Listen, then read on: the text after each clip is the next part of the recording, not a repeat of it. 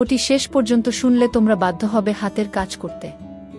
না হলে সবাই আমাকে কাজ করে দিয়ে যাবে, আমি বাধা দেব না। আকাশীনীল টি-শার্ট পরে আমার গা ঘেঁষে দাঁড়িয়ে আছে আমার ছোট বোন কান্তা। আমি মুখ তুলে বলি বসে আছি, বৃষ্টি দেখছি। তা আমি দেখছি ভাইয়া, কিন্তু তোমাকে খুব বিষণ্ণতা একাকিত্বের ভেতর ডুবে থাকা মনে হচ্ছে। তোমাকে আমি অনেকবার বলেছি জলি আপার আহ্বানে সাড়া দাও। জলি আপা তোমার জন্য পাগল। দুইজনে বসে বৃষ্টির খেলা দেখতে খুব মজা পাবে। কান্তা আমার 2 বছরের ছোট, ভীষণ চট্টে হাসি খুশি মেয়ে, পাতলা গড়নের লিকলিকে শরীর, যেমন সুন্দরী তেমন লেখাপড়াতেও খুব ভালো। আমি জীবনেও কান্তার সাথে কথায় জয়ী হতে পারি না। কান্তা কথার সাথে কথা মিলিয়ে খুব সাবলীলভাবে কাবু করে দেয়। আমাদের মাঝে খুব মিল, ভাই বোনের সম্পর্ক হলেও তুই তুকারি সম্পর্ক। বাহিরে গেলে কেউ বুঝতেই পারে না যে আমরা ভাই বোন, সবাই মনে করে বন্ধু। কান্তা জলিকে খুব ভালোবাসে, তাই কান্তার আশা আমি জলির সাথে প্রেম করি। জলিও অনেক দিন যাবৎ আমার সাথে সম্পর্ক করতে চেষ্টা করে যাচ্ছে। আমি প্রায় 1 বছর নেশায় আসক্ত ছিলাম। কান্তার কারণেই আমি সেখান থেকে ফেরত এসেছি। কান্তা আমাকে খুব ভালোবাসে। মা আমার নারী আন্দোলন করে, যা আমার পছন্দ নয়।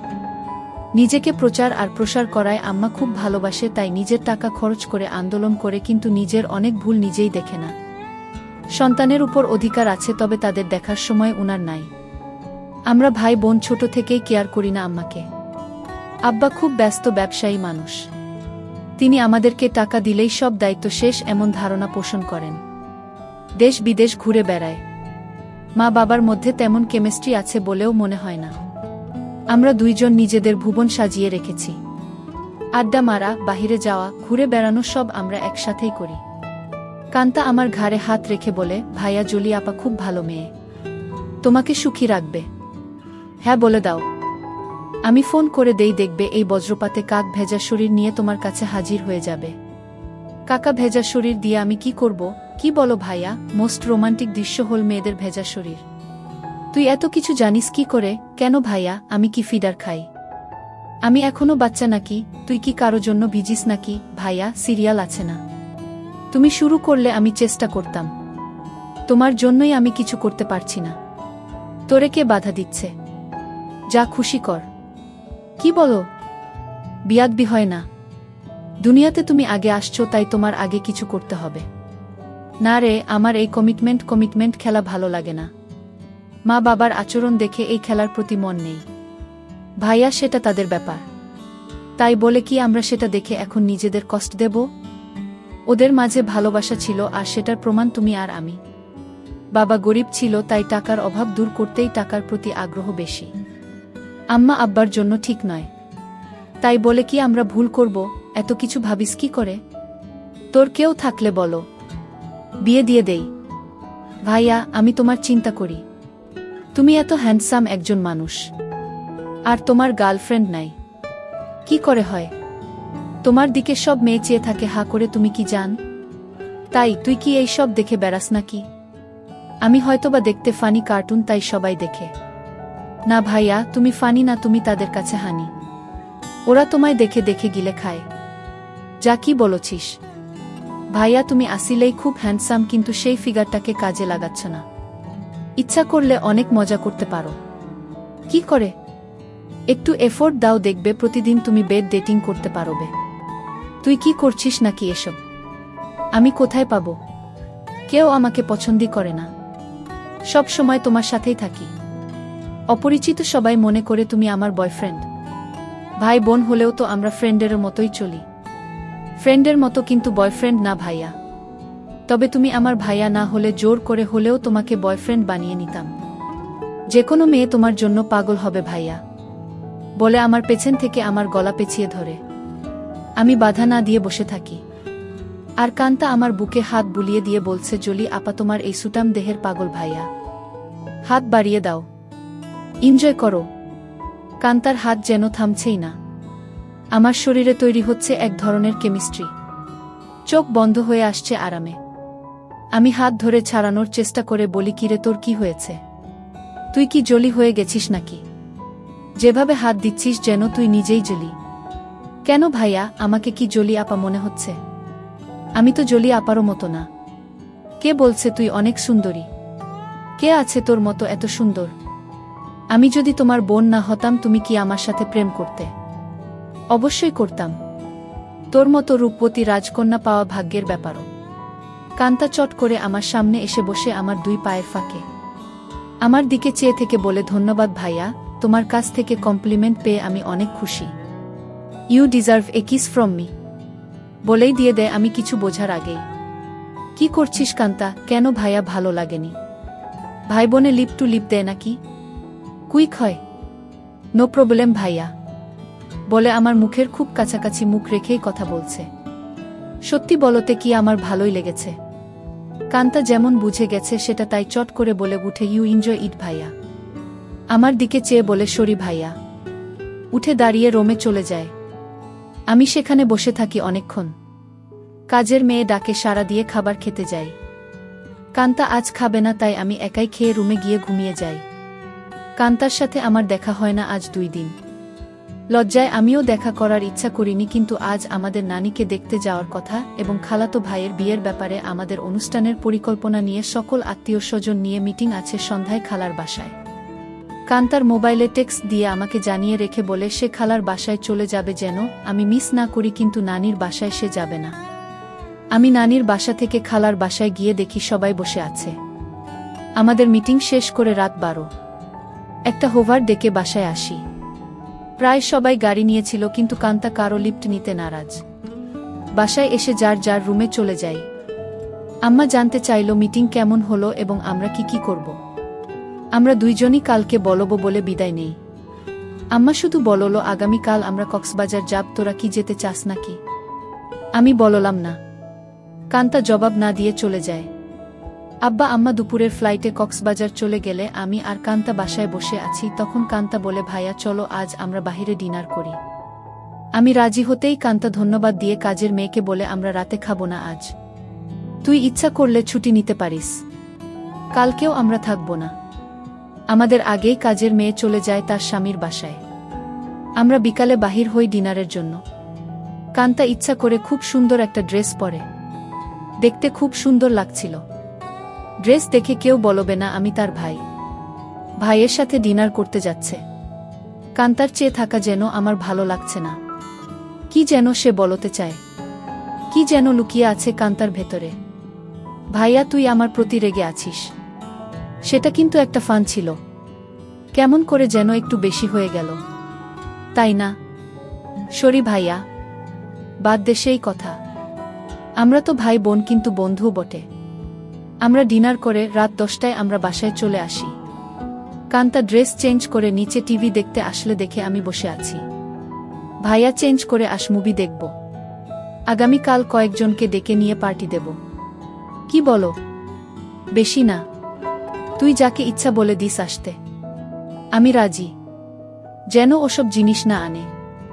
আমি একটা শর্ট পরে নিচে এসে একটা হিন্দি মুভি দেখছি। কান্তাও শর্ট পরা। মা বাবা না থাকলে আমরা প্রায় সময় তা পড়ি। অনেকক্ষণ কান্তা কোনো কথাই বলেনি। অন্য সময় মুভি পছন্দ না হলে বা সাউন্ড বেশি কম নিয়ে ঝগড়া করে। আমি প্রথম কথা বলি, কিরে কান্তা কফি খাবি? দাঁড়াও ভাইয়া, আমি বানিয়ে নিয়ে আসি। বলেই কিচেনে চলে যায় এবং কেটলিতে পানির সুইচটা দিয়ে অপেক্ষা করে। আমিও গিয়ে পাশে দাঁড়াই আর বলি, তোর মন খারাপ নাকি? কিছু তো বল। না ভাইয়া, আমার সেই ভুলের জন্য খারাপ লাগছে। কি যে বলিস, কি হয়েছে? আমি কিছু মনে করি নাই। ভালোই লেগেছে। ভালোই লেগেছে কথাটা বললাম কারণ কান্তা যেন সহজ হয় একটু। তোমার ভালো লেগেছে? তা আমি তখনই বুঝেছিলাম। কফি নিয়ে আমরা সোফায় পাশাপাশি বসে টিভি দেখছি। কান্তা আমার গাড়ে মাথা রেখে বলে, ভাইয়ে তুমি আম্মা আব্বাকে বলে আমাকে বিয়ে দিয়ে দাও। এত তাড়াতাড়ি বিয়ে করতে চাস কেন? আমি না ভাইয়া, তুমিও করো। আমাদের তো আর লেখাপড়া করে চাকরি করতে হবে না। তাহলে এনজয় করি। কি বলো? দেখলে না তুমি আমার সাথেই কি মজা পাইলে। ভাবি হলে তো আরো পেতে নাকি? কেন? ভাবির কি 2টা মুখ? আলাদা মজা লাগতো। আরে না ভাইয়া, মুখ একটা, জিহবা একটা ছাড়াও মজা লাগার আরো জায়গা আছে। আর সেদিন তুমি আমাকেই ভাবি মনে করে তোমার হাত অন্য জায়গারও খোঁজেছিল। কান্তা আমার কুলে মাথা রেখে বুক চেতিয়ে শুয়ে পড়ে। বলছি জলি আপাকে কালকে ডাক দাও আর ইচ্ছে মতো হাতাও। অনেক বড় বড় আছে জলি আপারগুলো। আমার এত বড় দরকার নাই, ছোটই ভালো। ছোট ভালো বলে আমার গুলির দিকে কুনজরে দেখছো কেন? কি বলছিস? আমি কুনজরে দেখছি তা তুই কি করে বুঝলি? ভাইয়া আমার মাথার নিচের থেকে সংকেত দিচ্ছে। আমি টের পাচ্ছি বলেই হা হা করে হেসে উঠে বসে আর বলে, ভাইয়া আমি এখন জলি আপাকে ফোন দেই। এই ধূপসি মোটা জলি আমার লাগবে না। তোমার কি আমার মতো শুকনা কাঠ পছন্দ? তবে জলি আপা কিন্তু এক্সপার্ট, শুনেছি খুব আনন্দ দেয়। আমাকে অনেক কিছু শিখিয়েছে বলে আমার চোখে চোখ রেখে কেমন একটা ইশারা দেয় আর বলে, তুমি কিন্তু আমার বুকে হাত দিয়েছিলে ভাইয়া সেদিন। কি করছিস কান্তা? তোর কি লজ্জা নাই? কান্তা আজবসব কাজ করতে লাগলো। আমি বললাম, কান্তা তুই কিন্তু অনেক দূর চলে যাচ্ছিস। ভাইয়া আমি অনেক দূর যাচ্ছি না ভাইয়া, এই মুহূর্তে আমার ভালো লাগছে তোমার জিনিসটা ধরে রাখতে, আর সেটাই সত্য। প্লিজ বাধা দিও না। কান্তা তুই আমার ছোট বোন, খুব আদরের। আমি চাই না সামান্য একটু ভুলের জন্য আমাদের জীবন নষ্ট হোক। ভুলের মাঝে আমরা বেঁচে থাকি। ভাইয়া আমাদের সম্পর্কে ফাটল ধরবে না। কান্তা এইসব তুই শিখলে কোথায়?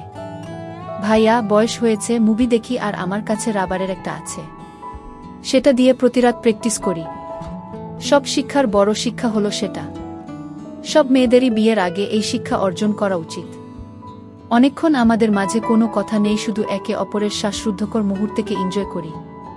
এত সুখ এত আয়েশ জীবনে পাই নাই। কান্তা আমার কানের কাছে বলে, ধন্যবাদ ভাইয়া, তুমি তো বাজিমাত করে দিয়েছ। আমার খালতো ভাই সোহানের বিয়ে আগামীকাল। আমরা খালাতো মামাতো ভাই বোন 15 জন, আর সোহান সবার বড়। ভাই 10 জন আর বোন 5 জন। এই প্রথম একজন ভাইয়ের বিয়ে। গত বছর সোহানের বোন লিজার বিয়ে হয়েছে। অনেক আনন্দ ফুর্তি করেছি আমরা।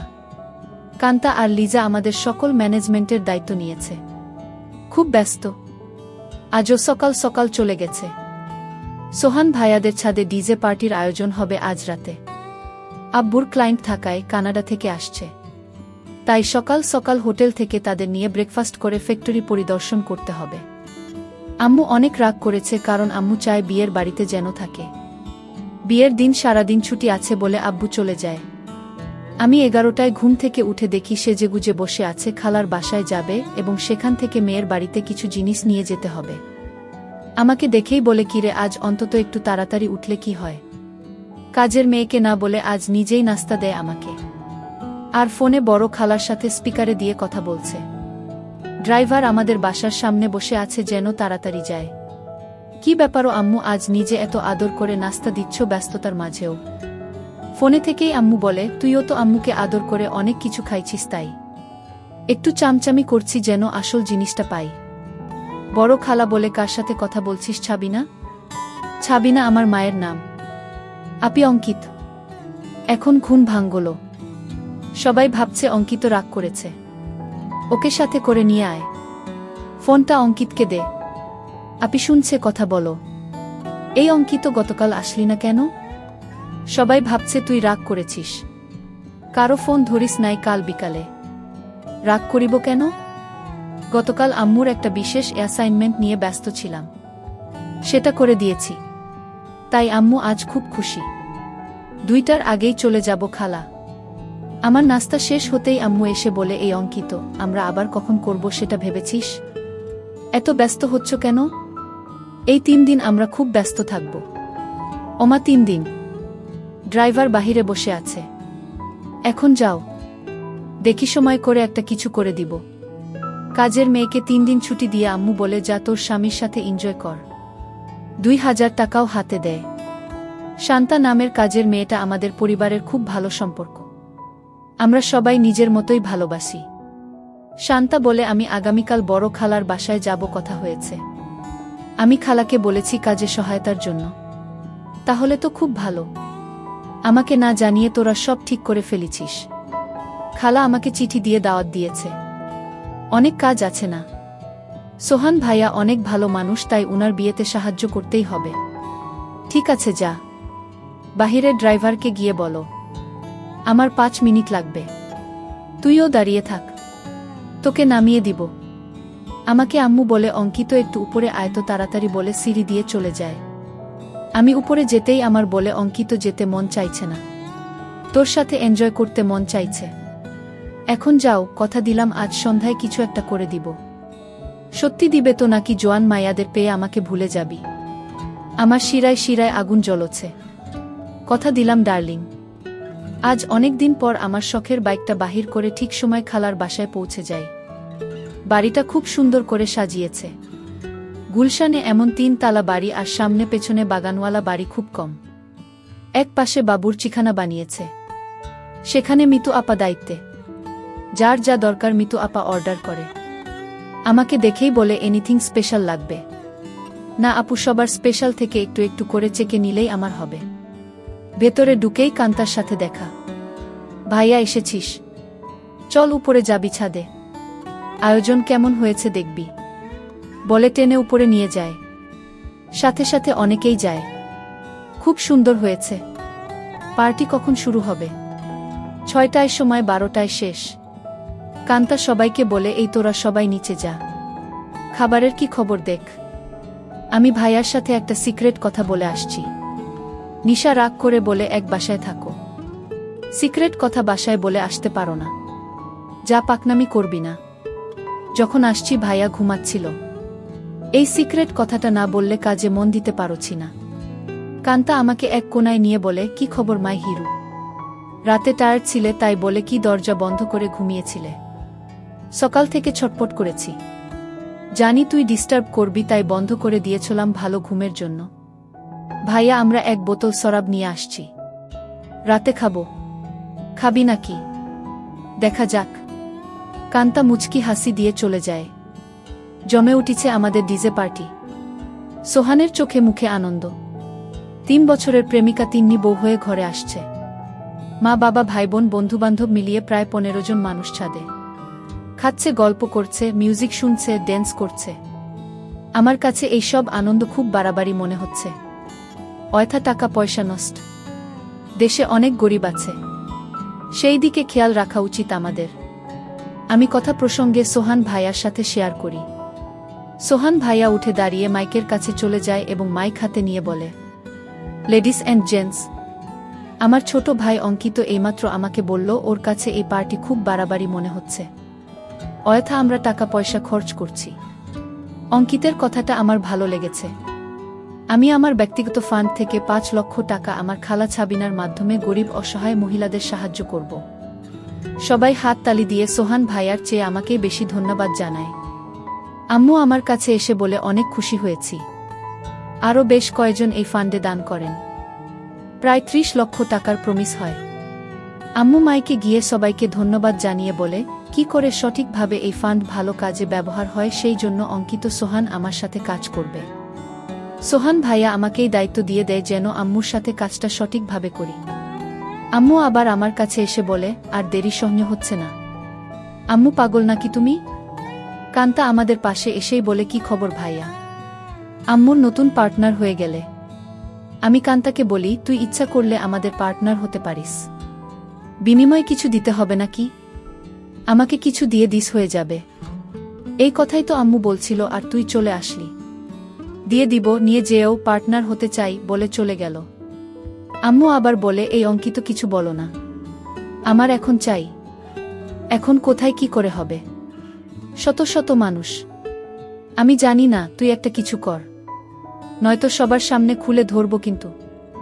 আম্মু কথা শেষ করতে না করতেই ফোন বেজে উঠে। আম্মুর খুব ঘনিষ্ঠ বান্ধবীর স্বামী কার অ্যাক্সিডেন্ট করেছে। আম্মুর সাহায্য চায়। আম্মুর পরিচিত হাসপাতালে আছে। ওদের অবস্থা তেমন ভালো না। আম্মু সবার কাছে বলে কিছুক্ষণের জন্য যেতে চায়, সাথে আমাকেও নিয়ে যেতে চায়। সবাই তাড়াতাড়ি চলে আসার কথা বলে দেয়। কান্তা আমার পাশে এসে বলে ভাইয়া কি খবর? আম্মু দেখি তোমাকে ছাড়া এখন চোখে পথ দেখে না। কি ব্যাপার? আম্মু কান্তাকে বলে তুই যদি যেতে চাস চল আমাদের সাথে। না আম্মু, তোমাদের ডিস্টার্ব হবে আমি গেলে। আমি এখানেই আছি। সোহান ভাইয়ার ড্রাইভার আমাদের নামিয়ে দেয় হাসপাতালে। আম্মু ডাক্তারের সাথে দেখা করে বলে উনি আমার রোগী, আপনারা চিকিৎসা করুন, টাকা পয়সা আমি দেখব। আম্মুর বান্ধবী শিলাকে সান্ত্বনা দিয়ে বলে চিন্তা করিস না, ঠিক হয়ে যাবে, তোরা কোনো টাকা দিস না। আমি পরে এসে সব ঠিক করব। তোর কাছে টাকা না থাকলে বলিস। সোহানের বিয়ে বাসায় বহু মেহমান আমার জন্য অপেক্ষা করছে। আমি এখন যাই। আমরা একটা ট্যাক্সি করে সোজা আমাদের বাসায় চলে আসি। আমার রুমে ঢুকে আম্মু বিছানায় গিয়ে আমাকে বলে, কই তুই আয়, আমাদের হাতে সময় নাই, মাত্র 1 ঘন্টা সময়।